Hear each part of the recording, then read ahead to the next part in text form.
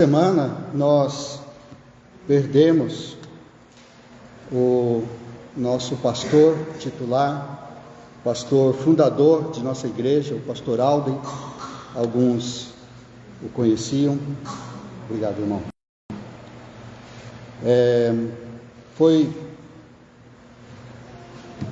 Nós fizemos um culto em homenagem a ele, né? Nós fizemos o funeral lá na igreja mesmo, na igreja bíblica, na quinta-feira, e no culto, foi um culto muito alegre por um lado e triste por outro lado. Então ficava aquele sentimento misto de alegria e de tristeza. Tristeza porque a gente não tem mais o pastor Alden, e a gente estava acostumado a ouvi-lo, a abraçá-lo, a brigar com ele e ouvir os conselhos sempre importantes, mas também alegria porque nós sabemos que ele está no céu, que ele está na presença do Senhor Jesus e de todos os irmãos que já nos precederam, que estão lá, onde nós também, pela vontade de Deus, um dia estaremos. Mas também, na hora do sepultamento, na hora em que nós fomos lá no cemitério, em que o corpo vai ser sepultado ali, naquele momento parece que pode vir para nós um outro sentimento, um outro tipo de sentimento, que vem um pouco de medo, porque eu fiquei observando, né? Eles estavam descendo o caixão e nos últimos momentos ali, aí foi ali no cemitério da Paz. Então ali eles colocam terra mesmo, né? Então eles colocam primeiro o caixão ali, depois colocam uma placa e aí eles lançam terra. Então naquela hora que está jogando terra ali, é um momento muito difícil, né? E vem um pouco de medo. A gente talvez, né, não sei se isso acontece com vocês, mas a gente fica pensando, um dia sou eu que vou estar ali, um dia sou eu que vou estar no caixão e vão jogar terra ali, vão me cobrir de terra. E quando será esse dia? Será que vai ser como será que eu vou morrer, né? Será que vai ser assim de repente? Será que vai ser um acidente? Será que eu vou ter uma doença grave?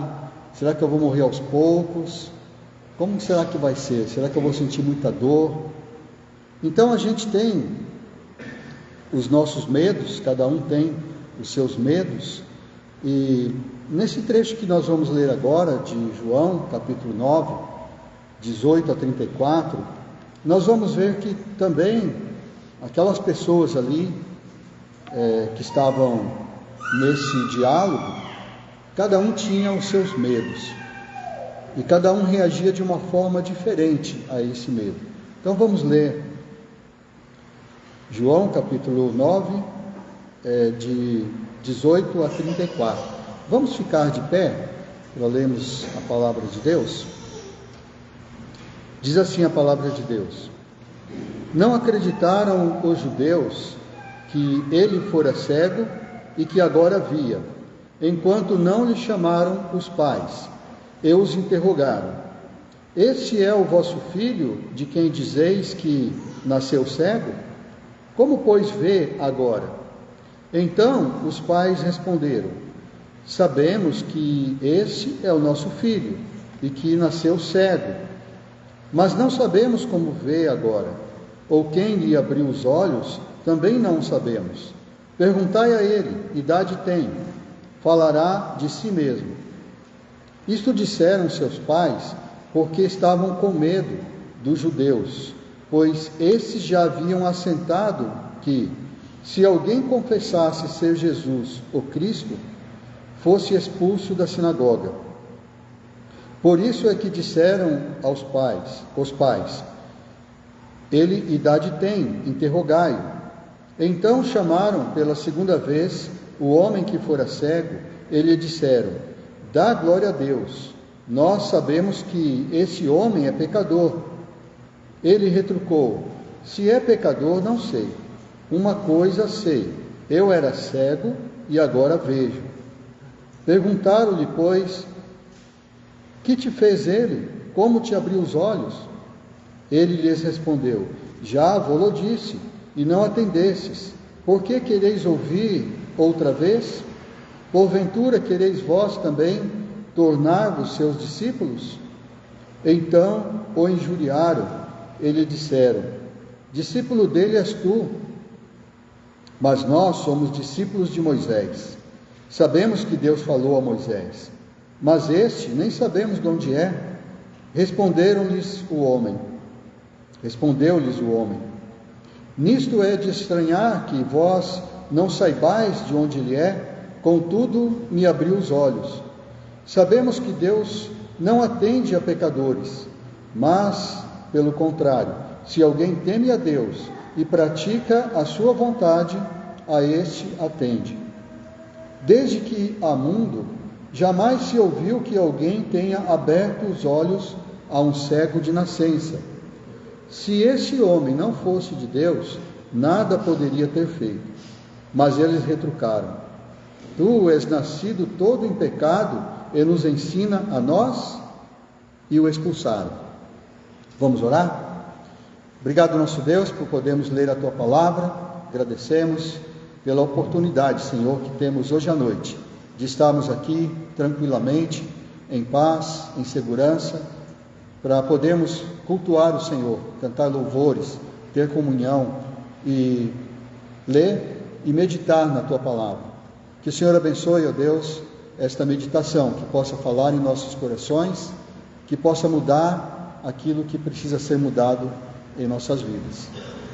Pedimos também por aqueles que estão ausentes, pelo pastor que está viajando, pelos demais familiares, Senhor, por aqueles que não puderam estar aqui hoje. Nós te agradecemos, em nome do Senhor Jesus. Amém. Podeis assentar? Obrigado.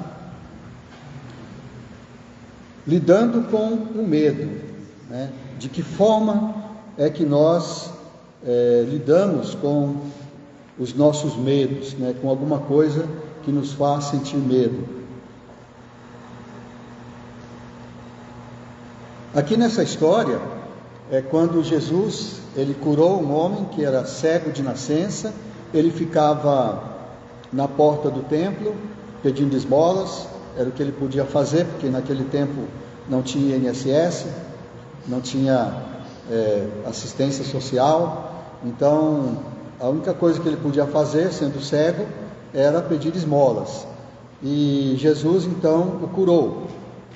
E aqui esse parágrafo de João que nós lemos, fala no meio dessa história de um interrogatório, que os fariseus chamaram o cego como se ele tivesse alguma culpa de ter sido curado. Eles foram lá interrogá-lo, colocaram ele ali no Sinédrio, que era o tribunal, pelo fato de Jesus tê-lo curado num dia de sábado.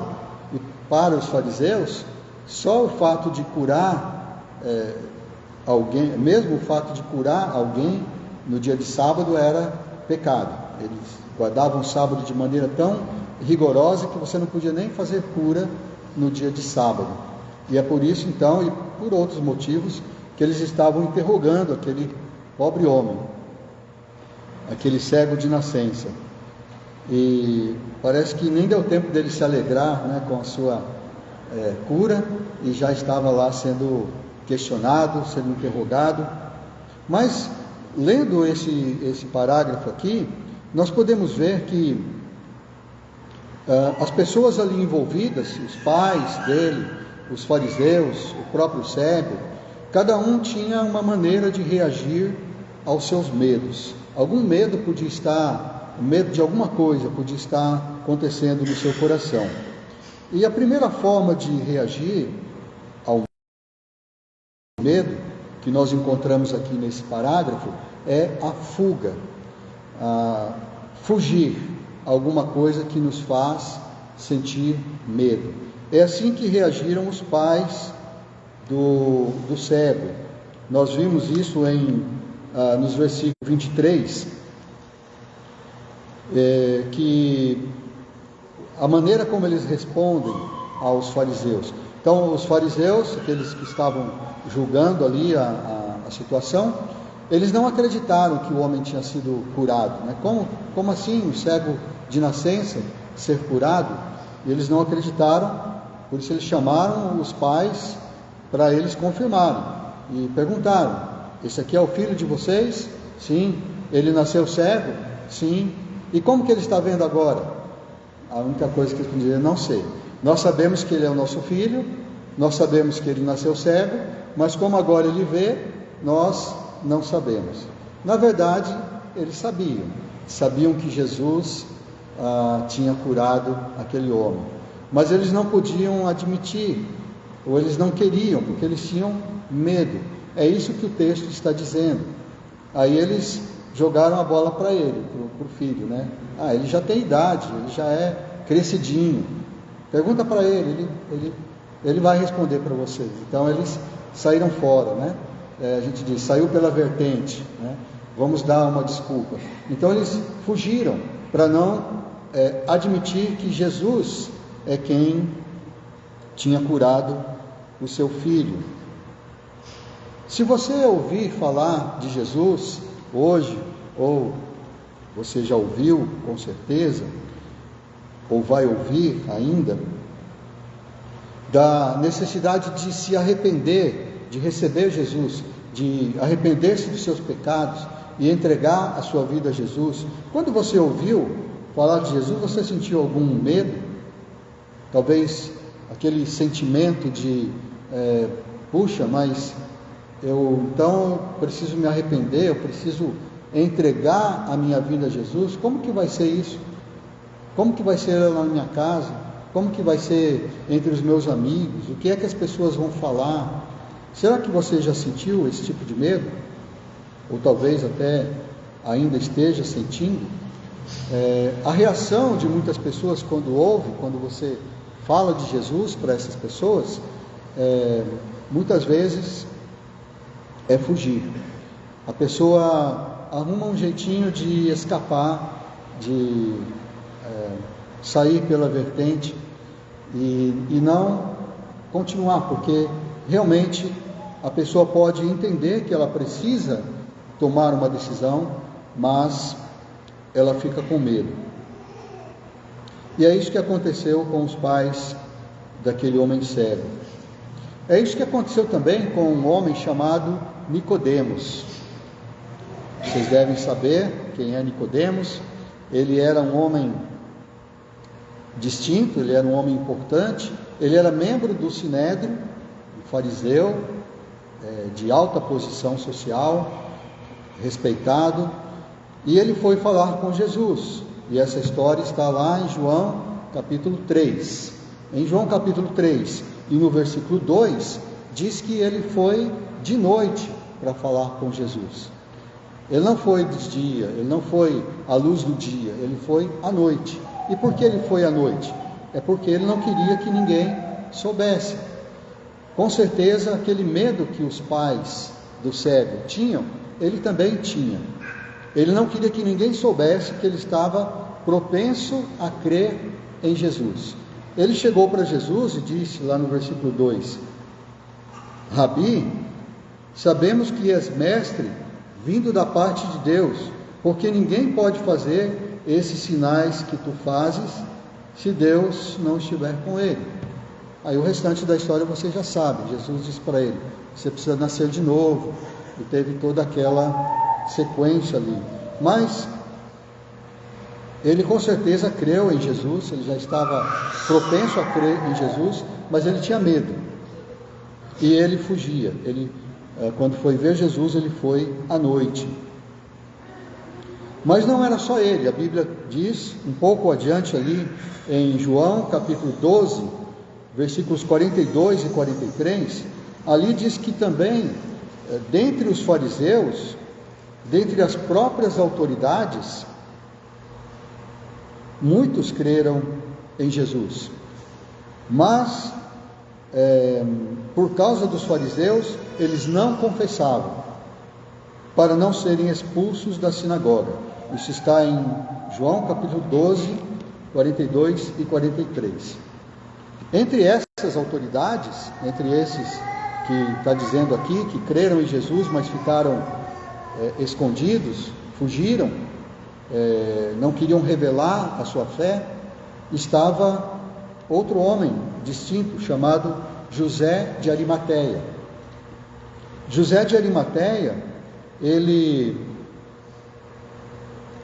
também ficou escondido, ele não falava da sua fé, porque ele tinha medo dos fariseus, dos outros judeus. E ele só tomou uma atitude mais ousada a respeito de Jesus, quando Jesus já estava crucificado. Então, naquele momento, Jesus estava lá na cruz, já tinha morrido. Ele então teve a coragem de ir e falar com Pilatos, porque ele tinha muita influência, ele tinha acesso às autoridades, como Pilatos. Ele foi até lá e pediu o corpo de Jesus, pediu para que ele pudesse retirar o corpo de Jesus e sepultá-lo. E ele sepultou o corpo de Jesus na sua própria sepultura, no seu próprio sepulcro, que era um sepulcro bem sofisticado. Só pessoas ricas podiam ter um sepulcro como aquele. Então ele pôs Jesus ali, e o Nicodemos também o acompanhou, levando perfumes e outras coisas. Foi só nesse momento que José de Arimateia teve coragem de se manifestar e fazer alguma coisa em prol de Jesus. O medo, ele é um sentimento tão perturbador que ele até os próprios apóstolos de Jesus, aqueles mais próximos de Jesus, eles também foram afetados. Eles, afetados pelo medo, também reagiram da mesma forma, fugindo da situação. Olha só o que diz o apóstolo Paulo, testemunhando em Gálatas capítulo 2, versículos 11 a 13. Paulo diz assim: quando porém Cefas é o Pedro, o apóstolo Pedro, quando porém Cefas veio de Antioquia, resisti-lhe face a face, porque se tornara repreensível. Com efeito, antes de chegarem alguns da parte de Tiago, comia com os gentios. Quando porém chegaram, afastou-se, e por fim veio a apartar-se, temendo os da circuncisão. E também os demais judeus dissimularam com ele, a ponto de o próprio Barnabé ter se deixado levar pela dissimulação deles. Então nem os apóstolos, aqueles que estavam mais próximos de Jesus, escapavam de ter essa reação, de fugir da situação por causa do medo. Medo de quê? Medo do Tiago. Tiago era o irmão de Jesus, que se tornou líder na igreja, e o Tiago era bem firme, porque ele era judeu, ele aceitou a Cristo, ele se tornou um cristão, mas ele continuou com a prática dos judeus, porque os judeus, vocês sabem, são bem rigorosos na sua tradição, e não tem nenhum mal nisso, eles são judeus, eles quiseram continuar guardando a tradição. Mas só que alguns apóstolos, eles, após se converterem, alguns discípulos judeus, porque os primeiros cristãos vieram dos judeus, foram judeus, eles começaram a pensar diferente, e começaram a comer junto com os gentios, a mesma coisa que os gentios comiam, as mesmas práticas. E Paulo, o Pedro, o Paulo fazia isso, mas o Paulo não escondia de ninguém, só que o Pedro fazia isso escondido, porque ele também tinha medo. E até o Barnabé entrou nessa, até os outros judeus ali. Então, será que já aconteceu isso com você? De você ter medo e reagir dessa forma? De fugir da situação? De ficar na sua? De ficar meio escondido? Foi isso que aconteceu. E nós não podemos ter esse medo, nós devemos reagir de forma diferente. Não podemos ter medo de falar de Jesus, não podemos ter medo de mostrar a nossa fé e de viver, principalmente viver esta fé, viver de maneira diferente, porque o mundo, ele é ameaçador, não é? Às vezes a gente tem medo e não sabe por quê, né? Quando eu, logo depois que eu me converti, eu falei de Cristo para um amigo meu de trabalho, e ele se converteu, e aí eu fui na casa dele, para visitá-lo, para nós lermos a Bíblia, orarmos, né, falarmos sobre a fé. E enquanto eu estava lá, visitando esse amigo, chegou um outro amigo dele, um amigo antigo, né, e aí, a gente conversando ali, ele me apresentou, falou, esse aqui é o Arildo, né, ele me falou de Cristo, né, nós lemos a Bíblia, né, falamos de Jesus e tudo isso. E aí o amigo dele disse assim, mas você não vai se tornar crente não, né? Ele falou na cara dura, né? Mas você não vai se tornar crente não, né? E eu não sabia onde colocava a minha cara, né? E nem ele, né? E agora, o que a gente vai falar, né? Será que a gente vai ter coragem de dizer, não, mas nós já somos crentes, né? Nós já nos tornamos crentes. Eu não tive coragem de dizer isso. Eu, embora recém-convertido e querendo falar de Jesus e tendo essa, de certa forma, alguma coragem para poder fazer isso, mas naquela hora a coragem faltou, né? E eu fugi. E ele também fugiu, ele também não falou nada. Ficamos quietos, né? Viramos crentes secretos, né? Aquele crente que é um agente secreto, né? Que as pessoas falam, né? Que ninguém sabe, né? Que você é crente. Algumas coisas dele a gente se envergonha, né? Mas se o próprio Pedro teve medo, né? O próprio Barnabé, né? Então acho que dá para a gente, né? Saber que nós também não estamos sozinhos nisso. Segunda forma de reagir ao medo é a forma como aquele cego, aquele que era cego de nascença, que foi curado, a forma como ele reagiu é uma forma exemplar. Ele reagiu com coragem. Ele reagiu ao medo, ao mesmo medo, né, que os seus pais tinham, que, né, os outros ali tinham. Ele também era sujeito ao mesmo medo, mas ele reagiu com coragem. E nós vemos isso nos versículos 24 a 27. Porque eles chamaram pela segunda vez o homem, né? Porque os seus pais jogaram a peteca para ele, né? Fala com ele já é crescidinho, ele vai responder. Então eles chamaram ele de novo, fizeram a mesma pergunta, né? Dá glória a Deus, nós sabemos que esse homem é pecador, disseram que Jesus é pecador.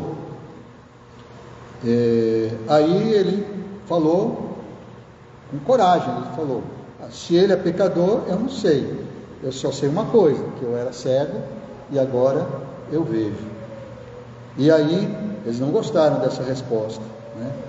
E aí eles perguntaram novamente, mas o que ele fez com você?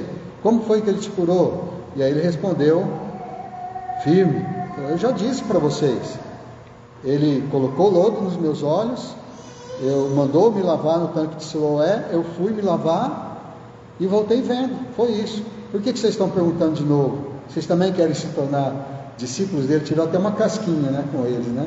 Vocês querem também se tornar discípulos de Jesus? E aí então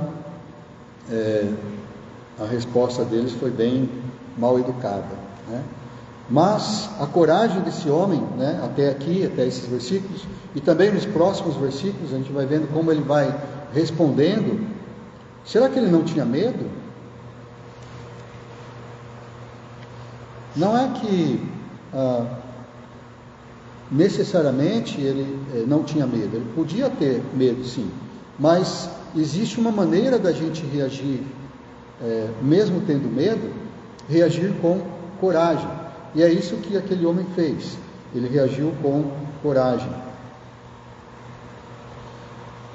Quando a gente conhece Jesus, conhece o Evangelho, a gente é convidado a assumir uma grande responsabilidade, assumir um compromisso com Cristo.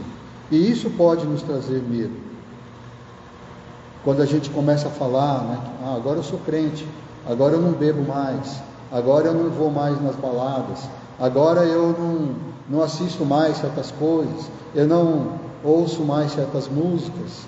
Quando eu me converti, eu tinha um amigo, um grande amigo, que é meu amigo até hoje. Então isso faz já mais de 37 anos. Ele é bem velhinho já, eu também já sou bem velhinho. E nós tocávamos violão juntos, né? Nós gostávamos de tocar violão, a gente tocava a música dos Beatles, né? A gente tocava música MPB, a gente vivia por aí, né?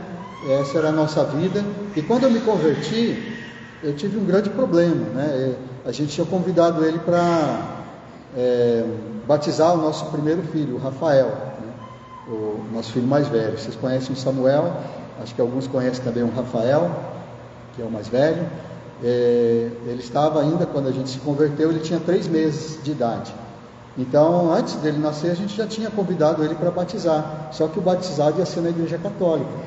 Mas aí nós nos convertemos no meio desse caminho, e ele veio, nós morávamos em São Paulo, viemos para Rio Preto, e ele veio para o batizado, ele e a sua esposa. E aí nós tivemos que dizer para ele que estava cancelado, não tinha mais batismo, né? Não ia ter mais padrinho, porque nós íamos fazer diferente, porque nós aprendemos na igreja que em vez de batizar a criança, nós fazemos uma dedicação. Nós, né, oramos, né, fazemos a dedicação, e aí chegam lá as testemunhas, né, o pastor ora, e nós dizemos que nós somos responsáveis por criar essa criança no caminho do Senhor. É assim que nós fazemos nas igrejas evangélicas. E sem bem que algumas igrejas evangélicas batizam crianças, mas é assim que nós íamos fazer, e foi difícil. E outra coisa que foi difícil dizer para ele a gente não vai mais poder tocar música dos Beatles, né? Agora eu só toco música cristã. E eu fui falar para ele, porque a música, ela exalta, né, alguém, e ela sempre exalta alguém, a música, né? Ela pode exaltar uma pessoa, ela pode exaltar alguma situação, exaltam tantas coisas nas músicas do mundo, não é? A bebida, até a traição, né? Essas coisas assim são exaltadas. Eu falei, mas a música, ela deve ser para exaltar somente a Deus. Ele não gostou nada disso, né? Nós ficamos assim, quase perdemos a amizade, né? Ficamos algum tempo sem nos conversar, ele foi embora chateado, mas depois ele entendeu, acabou entendendo. Mas é isso, né? Mas naquele momento eu tive coragem de dizer, né? Mas então, será que isso já aconteceu com você? Será que você já precisou ter essa coragem, né, de dizer, de falar abertamente, agora eu sou um cristão, eu sou crente, né? Várias situações assim já se passaram em nossas vidas. E esse homem então, ele reagiu desta forma, com coragem. No Antigo Testamento nós temos algumas histórias de pessoas que reagiram dessa forma. Por exemplo, o Josué. Josué, ele com certeza deve ter ficado com muito medo, porque ele assumiu uma grande responsabilidade. Ele ia ser o sucessor do Moisés. Moisés que tirou o povo do Egito, que abriu o Mar Vermelho, que conversava com Deus face a face. A gente sabe que na verdade era o anjo do Senhor, né? O rosto dele brilhava. E quando Moisés morreu, Josué falou, e agora? Agora é comigo, né? Ele que ficou responsável. Mas ele confiou, porque Deus disse para ele em Josué 1:9. Alguém sabe de cor esse versículo? Quer falar comigo? Josué 1:9. Não te mandei eu, ser forte e corajoso. Agora eu vou ter que ler porque o resto sumiu. Não temas, nem te espantes, porque o Senhor teu Deus é contigo por onde quer que andares. Ser forte e corajoso. Não temas, nem te espantes, porque o Senhor teu Deus é contigo por onde quer que andares. Josué 1:9. Você ainda não decorou esse versículo? Decore. É muito, muito importante. E tem o Josué 1:8 também, muitas pessoas decoram, né? Que fala também sobre ser forte e corajoso. Então Josué, ele, apesar de, com certeza, algum medo no seu coração havia, mas ele foi corajoso. Também tem a história do adolescente chamado Davi.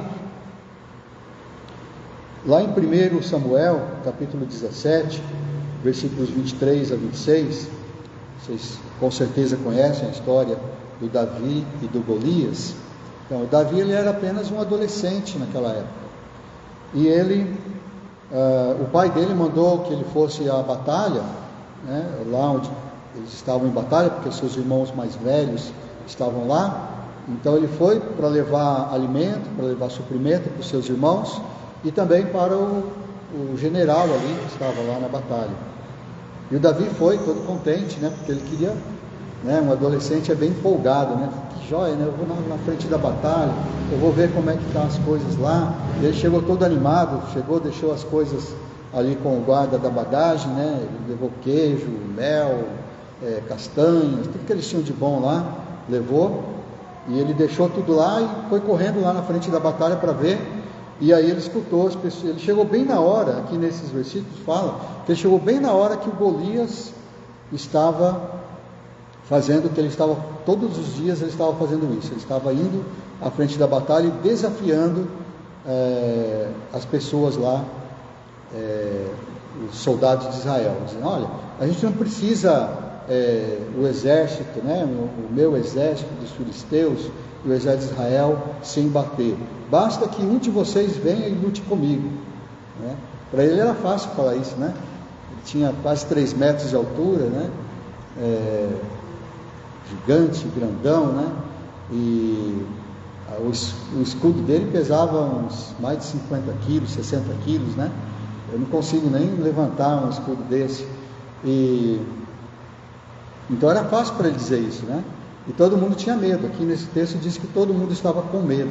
Quando ele chegava lá, todo mundo fugia, os soldados: quem é que vai ser o rei? O rei Saul, ele até ofereceu, ele falou: quem aceitar esse desafio, lutar contra esse gigante, Golias, eu vou dar minha filha em casamento. Já pensou ser genro do rei, E eu vou isentar a família dele de impostos, não vai precisar pagar impostos, Mesmo assim, ninguém se habilitou, E o Davi, então, ele chegou, ele escutou, e ele falou: mas o que é isso? O que está acontecendo? É interessante a reação do Davi. Ele disse: quem é esse incircunciso? Quem é esse incircunciso filisteu para afrontar o exército dos Deus vivos? É assim que Davi falou. E as pessoas ficaram olhando para ele. Quem que é esse moleque aí, que está dizendo isso, Quem que é esse moleque, E aí eles foram falar para o Saul, para o rei: aquele moleque lá é corajoso, ele está falando lá que, se for ele vai, enfrenta mesmo, Aí o restante da história não precisa contar, você já sabe, Pegou a pedra lá e atirou no filisteu e acabou vencendo a batalha. Mas será que Davi não teve medo? Eu acho que sim, acho que ele teve medo, Quem não teria medo? Mas só que ele reagiu com coragem. Outros jovens também, lá no Antigo Testamento, ficaram famosos por reagir com coragem diante do medo. Eles se chamavam Ananias, Misael e Azarias. Também eram conhecidos como Sadraque, Mesaque e Abednego. Eles foram ameaçados pelo rei de Babilônia a serem lançados numa fornalha ardente, com fogo ardente, se eles não se curvassem diante da imagem de ouro que ele tinha feito. E olha o que eles responderam para o rei, em Daniel capítulo 3, versículos 17 e 18. Eles disseram assim para o rei: se o Deus a quem servimos, se o nosso Deus a quem servimos quer livrar-nos, ele nos livrará, da fornalha de fogo ardente e das suas mãos. Se não, ó rei, fica sabendo que nós não serviremos a teus deuses, nem adoraremos a imagem de ouro que levantaste. Será que eles não tiveram medo de, vendo lá aquele fogo, que só os soldados que foram jogar os 3 na fornalha, porque eles foram jogados mesmo, os próprios soldados que foram lá jogar, eles morreram, só de chegar perto da fornalha, eles morreram queimados, tão quente que estava. Eles foram lançados lá, e o resto da história vocês sabem. Se vocês não sabem, leiam lá, Daniel capítulo 3. É claro que vocês já ouviram essa história. No Novo Testamento também há pessoas assim. Tem, por exemplo, o apóstolo Paulo, um grande exemplo. Paulo, lá em Atos 21:13, quando ele estava indo para Jerusalém, havia pessoas ali que eram profetas, que eles sabiam, conseguiam ver o futuro, as coisas que iam acontecer.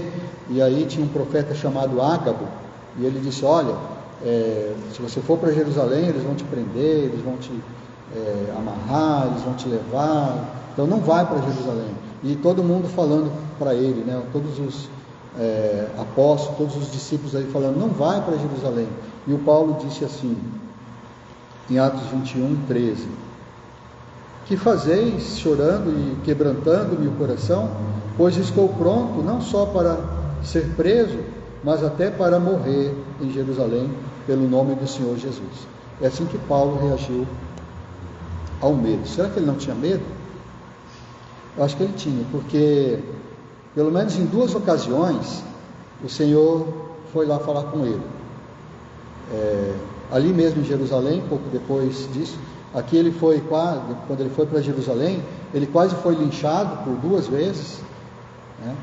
Eles iam linchá-lo, aí ele foi preso, eles iam açoitá-lo. Ele ficou, se fosse eu no lugar dele, eu estaria com medo, muita tensão. E de fato, a gente lê um pouco depois ali que o Senhor foi lá e falou com ele. Ele disse: fala. Ele disse: não temas, não temas, porque eu estou com você. E assim como você testemunhou aqui em Jerusalém, você também vai testemunhar em Roma. É assim que o Senhor falou com ele, naquele momento ali, em que ele estava passando por essa tensão. E depois, já na sua segunda viagem missionária, segunda ou terceira, ele estava em Corinto, e também o Senhor foi lá e falou com ele. Também teve tumulto, ele tinha passado por Filipos, ele foi açoitado lá em Filipos, aí ele foi para Tessalônica, depois ele foi para Atenas, depois ele chegou lá em Filipos, em Corinto, e lá em Corinto também teve um grande alvoroço ali, eles quiseram também apedrejá-lo. Então, em todo aquele momento ali, o Senhor foi e falou com ele. Ele disse as famosas palavras: fala e não te cales. Fala e não te cales.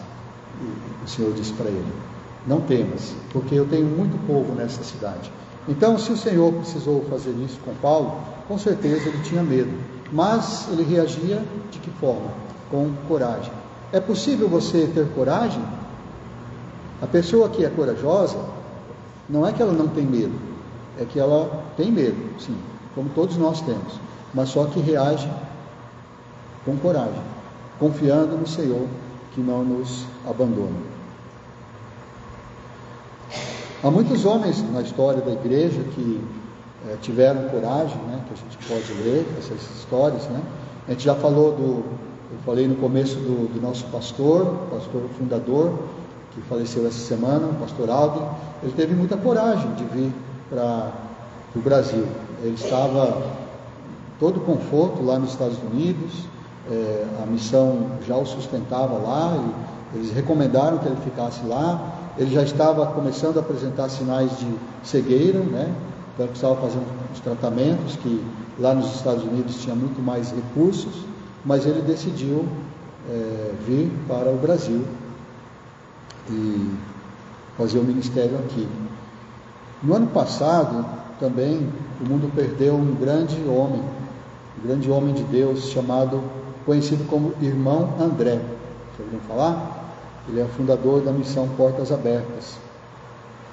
Lá no site Portas Abertas, nós lemos que ele dizia assim, quando se perguntavam para ele, você não tem medo? Que ele ia, né, no tempo da Guerra Fria, no tempo da cortina de ferro, que a Rússia era a União Soviética, maior do que a Rússia, tinha aqueles países lá que você não podia entrar, não podia sair. Ele entrava, ele contrabandeava Bíblias, né? Ele era o livro que conta a história da vida dele, é chamado Irmão André, o contrabandista de Deus. Ele contrabandeava Bíblias, né, para esses lugares. E depois disso ele foi também para outros lugares, ele ia nos países muçulmanos. E aí então esse homem, ele correu grandes perigos. E as pessoas perguntaram, você não acha perigoso servir assim, né, dessa forma, com o risco da sua própria vida? E ele disse assim, é claro que é perigoso, mas é mais perigoso não obedecer a Deus. Segurança é algo que não está em jogo quando se trata da grande comissão. Era assim que ele pensava, e era assim que ele agia. Medo? Sim, mas nós podemos reagir com coragem. Terceira forma de reagir, que nós encontramos aqui nesse parágrafo, está nos versículos 28 a 34, e é reagir com arrogância. Algumas pessoas reagem ao medo com arrogância, e é assim que os fariseus reagiram. A gente vê aqui que, né, eles continuam o diálogo, e aí eles responderam de forma mal educada, falou, discípulo dele és tu, né, como se eu estivesse xingando alguém, né? Você é discípulo de Jesus, né? Era um xingamento para eles, né, falar isso. Eles entendiam como um xingamento. Nós somos discípulos de Moisés. Moisés, a gente sabe de onde veio. Moisés nos trouxe a lei. Nós somos discípulos de Moisés. Mas esse homem a gente nem sabe de onde que é. É assim que eles falavam. E o homem firme lá respondendo, né? Olha, mas como que vocês dizem que ele não é de Deus? E como que ele abriu os olhos ao cego de nascença? Desde que, né, nós conhecemos o mundo, nós sabemos, nunca ficaram sabendo, nunca se soube que alguém tivesse aberto os olhos a um cego de nascença. Então ele falando com essa coragem, e os fariseus retrucando, né? E aí eles disseram, por último, no versículo 34, tu és nascido todo em pecado e nos ensinas a nós? E aí eles o expulsaram da sinagoga. Aquilo que os pais dele temiam e não quiseram falar, porque para não serem expulsos, ele não teve medo, ele falou. Aliás, se ele teve medo, mesmo assim ele reagiu com coragem, ele falou e o expulsaram da sinagoga. Mas olha só a arrogância dos fariseus. Os fariseus, eles eram muito honrados na sua época, eles eram os homens mais honrados na sociedade judaica. Eles eram aquelas pessoas que andavam na rua e todo mundo respeitava, todo mundo admirava. A roupa dele, até a roupa deles era diferente, era chamava atenção, né? E só que eles ficaram com uma fama, de serem, entre outras coisas, arrogantes. Eles eram normalmente muito arrogantes. A posição social que eles tinham, talvez com certeza eles queriam muito, era o tesouro, né? O irmão falou hoje do nosso tesouro, né, que está no céu. O tesouro deles estava na terra. O tesouro deles era a sua posição social, né? Ser respeitado, né? Ser bem visto. E eles queriam segurar isso, né, com unhas e dentes. E com certeza eles tinham medo de perder essa posição. Mas a forma deles reagirem era com arrogância. Você conhece alguém que é arrogante? Se você conhece alguém que é arrogante, eu acho que você não, como eu, né, você não deve se sentir muito à vontade perto dessas pessoas, né? Se quer, se possível, né, um pouco de distância, porque pessoas arrogantes, elas nos machucam. Mas a arrogância, muita gente não sabe disso, que a arrogância, às vezes, pode ser porque a pessoa está tentando esconder algum medo que ela tem. É isso que diz lá no site Psicanálise Clínica. Eles escreveram assim: ser arrogante pode ser um pedido de ajuda. A maior parte das pessoas que apresentam um comportamento arrogante sofrem com muita insegurança. Elas possuem medos e desafios que não conseguem processar.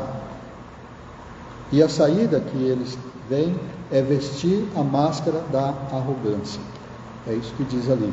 E até aqui eles apelam para as pessoas terem um pouco de compaixão pelas pessoas arrogantes. É difícil, não é? Mas se você enxergar dessa forma, que as pessoas arrogantes, pode ser porque ela é insegura, às vezes, né, você pode quebrantar o coração dessa pessoa. Aconteceu comigo, quando eu era carteiro, quando eu entregava cartas aqui em Rio Preto, a gente passava em vários lugares, né, entregava cartas e tudo, e a gente conversava, os carteiros conversavam entre si, e aí a gente comentava, né, falava, tal lugar, tal casa, tal lugar que você entrega, aquela pessoa é muito arrogante, aquela pessoa é assim, ela maltrata, né, tal. E aí tinha um desses lugares que, né, vários lugares assim, né, que eu passei, e tinha um lugar que eu entregava carta, que era se não me engano, era um salão de beleza, era uma coisa assim, um lugar lá de estética. E aí tinha lá uma dessas pessoas que eles sempre comentavam, né, que era arrogante, não sei o que e tal. Eu passava lá, entregava a carta, né, mas sempre fazendo o meu trabalho, educadamente, né, e tal, tudo bem, né? Mas aí, uma das vezes que eu passei lá, essa pessoa que eles diziam que era arrogante, ele me tratou bem, né? Eu fiquei feliz da forma como ele me tratou, né? Conversou, brincou, né, e tal. Eu pensei, essa pessoa não é arrogante, não vi nada de arrogante nessa pessoa. Quem sabe, né? Não sei, mas pode ser que a arrogância que as pessoas viram dele seria uma reação a alguma coisa que as pessoas faziam ou falavam com ele, né? E como ele não viu isso em mim, ele não me viu como uma ameaça, então ele me tratou de forma diferente. Mas para disfarçar o medo, será que você já agiu alguma vez com arrogância? Será que isso já aconteceu com você? Tinha um homem chamado Félix, um homem importante, ele era governador lá no tempo de Paulo. Ele foi responsável por custodiar Paulo. Paulo foi preso, estava lá na fortaleza onde ele morava. Ele se chamava Félix, era o governador. Olha só o que aconteceu em Atos 26, 24. Não, ainda não. Atos 24, 24. Atos 24, 24, até o versículo 26. Quando Paulo estava preso ali, esse governador, ele era casado com uma mulher chamada Drusila, e a mulher dele era judia. Ele não era judeu, mas a mulher era judia. Então ele sabia algumas coisas, com certeza eles conversavam, né? E aí ele ficou curioso e quis conhecer por que Paulo estava preso. Ele sabia que Paulo era inocente, mas tem aquele negócio de política, né? Mantiveram Paulo preso para agradar os judeus e tudo aquilo lá, que afinal ele era um político, ele era um governador. Aí ele chamou Paulo, ele com a sua esposa, disseram para Paulo, fala aí da sua fé, como que é, nós queremos conhecer, né? E Paulo começou a falar. E aí nesses versículos diz que em determinado momento, Paulo estava falando sobre a justiça, o domínio próprio e o juízo vindouro. Paulo não perdia a oportunidade, né? Estava lá pregando, falando do domínio próprio, da justiça, né, de Deus, do juízo que estava para vir. E quando o Félix ouviu Paulo falar isso, ele ficou com medo. Aqui diz que ele ficou com medo, né, do que Paulo estava dizendo. A minha esposa disse que se converteu depois que leu o Apocalipse, né? Se convenceu, né, de que precisava aceitar a Cristo depois de ler Apocalipse, porque ela ficou com medo, né? E o Félix estava com esse medo também.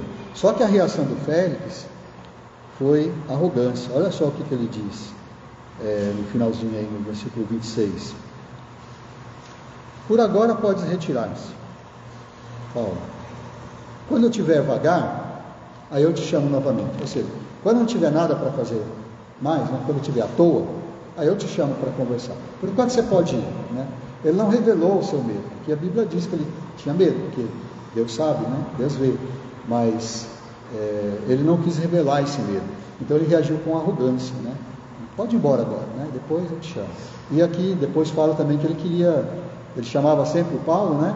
Porque ele estava esperando que o Paulo fosse dar dinheiro para ele, né? Porque Paulo era de família rica, né? E ele estava esperando que Paulo fosse oferecer uma propina, né, para soltá-lo. Mas é assim que o Félix reagiu. O sucessor dele, o governador Pórcio Festo, ele também reagiu dessa forma. Quando Paulo estava numa audiência, ele chamou Paulo numa audiência, Paulo ainda estava preso ali, o Félix acabou o mandato dele, veio o Festo, e aí chamaram o rei Herodes Agripa, vieram, né, o rei, a sua esposa, que se chamava Berenice, ela também era judia, muitas autoridades, né, grande pompa, se reuniram ali num auditório grande e falaram para Paulo se explicar, né, por que você está preso, o que é essa doutrina, né, tudo isso. O rei, né, o Herodes Agripa, ele queria ouvir, porque ele era político, né, e a sua esposa era judia, então ele também queria saber dessa história, ficou interessado. Mas quando Paulo estava falando, né, Paulo pregando, né, aproveitou para pregar, e aí o Pórcio Festo, ele interrompeu Paulo de uma forma muito arrogante, e ele disse também, são famosas essas palavras, né, ele interrompeu Paulo em alta voz, isso está lá em Atos 26, de 26 a 28. Ele interrompeu Paulo em alta voz, dizendo: Paulo, você está louco? As muitas letras te fazem delirar. Você está louco. Como se estivesse dizendo: você estuda demais, Paulo, você é muito inteligente, você está lendo demais, o que você está falando aí? Está falando asneira, né? Mas como se estivesse dizendo isso. Você está delirando, né? De tanto estudar, você acabou ficando louco. E ele falou isso gritando ali no tribunal, interrompeu a fala de Paulo. Mas com certeza ele estava falando isso porque ele sentiu medo. Paulo com certeza estava falando a mesma coisa que falou para o Félix, né? Sobre a justiça de Deus, sobre o juízo vindouro e a necessidade de arrependimento. Mas Paulo não desistiu. Paulo falou: não estou louco. E aí ele se dirigiu ao rei Agripa, Herodes Agripa. E o rei Herodes, ele deve também ter se sentido assim, sem saída. Ele ficou sem saída com as palavras de Paulo, porque Paulo, ele tinha influência, ele conhecia o rei Agripa. Ele, né, a sua família era influente, ele sabia quem era o rei, e ele disse para o rei: eu bem sei que você crê, né, nos profetas. E ele, né, se referindo ao Agripa, ele disse assim: crês tu nos profetas, ó rei? Bem sei que acreditas. E aí ele diz também famosas palavras, né? Por pouco me convences a me tornar cristão. O que você está falando aí, Paulo? Você quer me convencer a ser cristão? Por pouco, né? Só de você falar assim, você quer que eu me torne um cristão? Né? Aquela arrogância. Mas por dentro dele, com certeza, estava com medo, né? E o Paulo, então, disse: olha, eu queria que por pouco ou por muito, tanto você, tanto o senhor, o rei, né, quanto todos os que estão aqui, eles se tornassem igual eu, exceto essas correntes, né? Ele mostrou as correntes que ele estava acorrentado. A resposta, então, arrogante, pode ter sido uma reação de medo, né, medo de manifestar a sua fé.